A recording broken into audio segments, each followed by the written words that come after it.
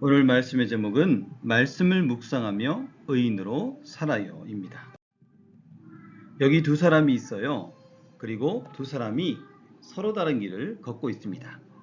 하나는 악인의 길, 하나는 의인의 길. 여러분이 보기에는 어떤 길이 좋은 길 같아 보이나요? 그러면 여러분은 의인의 길을 가고 있을까요? 오늘 말씀을 통해서 살펴보아요. 먼저 악인의 길은 어떤 길입니까? 저기 한 사람이 악인의 길을 걸어가고 있네요. 성경은 악인의 길을 가는 사람을 악한 사람이라고 부릅니다. 악한 사람은 기준이 누구일까요? 기준이 자기 자신이에요. 우리는 누가 우리의 기준이죠? 예수님이 우리의 기준이에요. 악한 사람은 내가 기준이니까 나를 따르라 말합니다. 그리고 내 마음대로 계획하고 행동해요.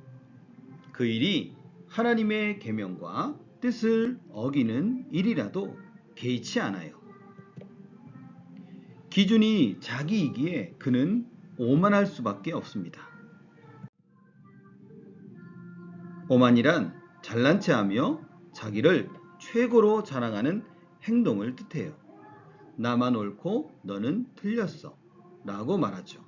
오만은 다른 말로 교만이라고 해요. 우리 친구들은 내 말만 옳고 너희들 말은 틀렸어 라고 말하는 사람을 만나게 된다면 기분이 어떨까요? 싫지요? 미워요. 가까이 하고 싶지 않아요. 그런데 하나님도 이렇게 말씀하셨어요. 나는 교만과 거만과 악한 행실과 패역한 입을 미워하느니라. 우리 친구들이 오만한 친구를 싫어하는 것처럼 하나님도 오만한 사람을 싫어해요. 왜냐하면 오만한 사람은 하나님의 말씀을 비웃고 자기 마음대로 행동하기 때문이에요. 그런데 우리 친구들은 혹시 오만한 사람이 아닌가요? 하나님의 말씀을 들을 때 마음의 귀를 꽉 막고 있진 않나요? 말씀을 들을 때 옆에 친구들과 장난치진 않나요? 하나님의 말씀을 가볍게 생각하진 않나요? 나만 옳고 너희들은 틀렸어 하진 않나요? 하나님의 말씀은 반드시 이루어집니다. 구약 성경에는 구원하실 위대한 분이 오실 거야. 신약 성경에는 위대한 예수님이 오셨습니다.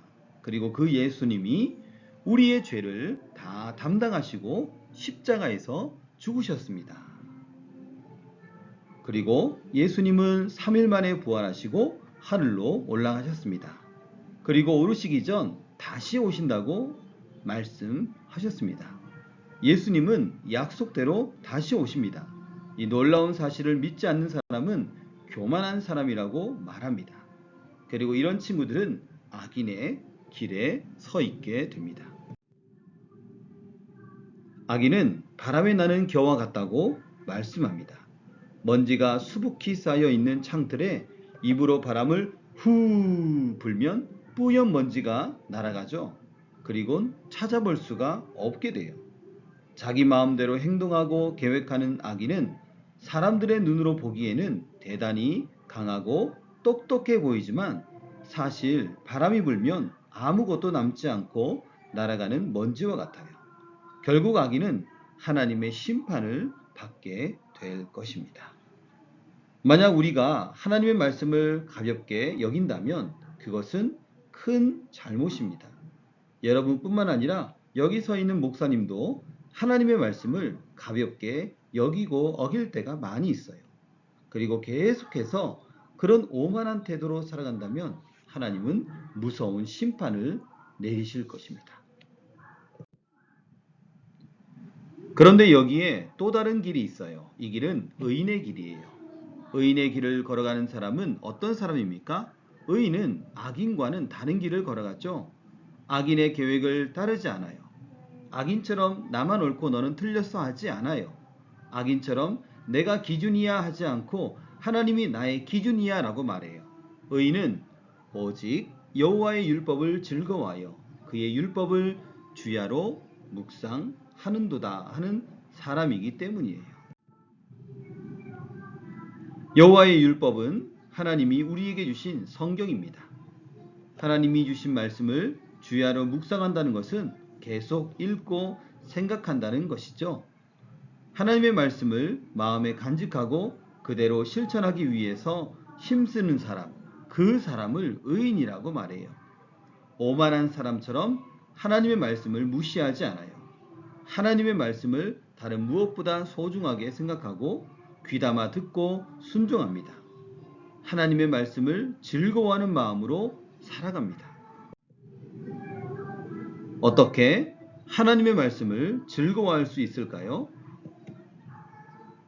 바로 우리의 구원자이신 예수님을 통해서 하나님의 말씀을 즐거워할 수 있습니다. 예수님은 하나님의 뜻에 순종하려고 이 세상에 오셨지요.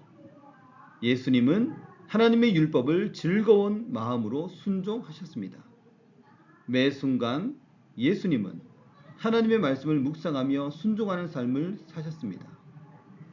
그리고 십자가에 달려 죽으셨습니다. 하나님의 율법을 누구보다 완전하게 지키셨던 예수님이 왜 십자가에서 죽으셔야 했나요? 그가 상함은 우리의 죄악 때문이라. 그가 징계를 받음으로 우리는 평화를 누리고, 예수님은 바로 목사님과 우리 모두의 죄 때문에 십자가에서 죽으셨습니다. 하나님의 말씀을 무시하고 귀담아 듣지 않는 우리가 받아야 할 큰 심판을 예수님이 대신 받아 주셨어요. 우리 친구들은 매 주일 교회에 와서 하나님의 말씀을 듣습니다. 그리고 말씀 속에서 예수님이 여러분을 위해 해주신 일이 무엇인지 듣습니다.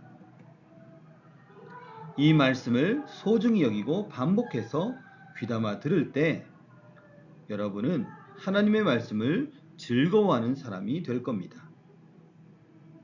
예수님이 나의 죄를 용서해 주셨어.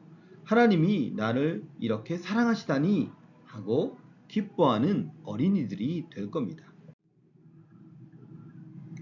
하나님의 말씀을 기뻐하는 사람은 시냇가에 심은 나무와 같습니다. 시편 1편 3절. 그는 시냇가에 심은 나무가 철을 따라 열매를 맺으며 그 잎사귀가 마르지 아니함 같으니 그가 하는 모든 일이 다 형통하리로다. 형통은 길이 활짝 열립니다. 시원하게 열리는 것입니다. 시냇가에 심은 나무가 뿌리를 시냇가로 뻗쳐 있기에 푸르고 아름답습니다. 무엇보다 풍성한 열매를 맺습니다. 여러분이 나무라고 생각한다면 여러분은 뿌리를 물이 풍성한 곳으로 내리겠죠. 여러분들은 신앙의 뿌리를 하나님께 깊숙이 내려야 합니다. 하나님께서 모든 풍성한 것을 공급하시기 때문입니다. 하나님의 말씀을 즐거워하는 사람은 곧 하나님께 뿌리를 깊이 내리는 사람, 이런 사람이 복되고 걸어가는 길이 활짝 시원하게 열리는 삶을 살게 됩니다.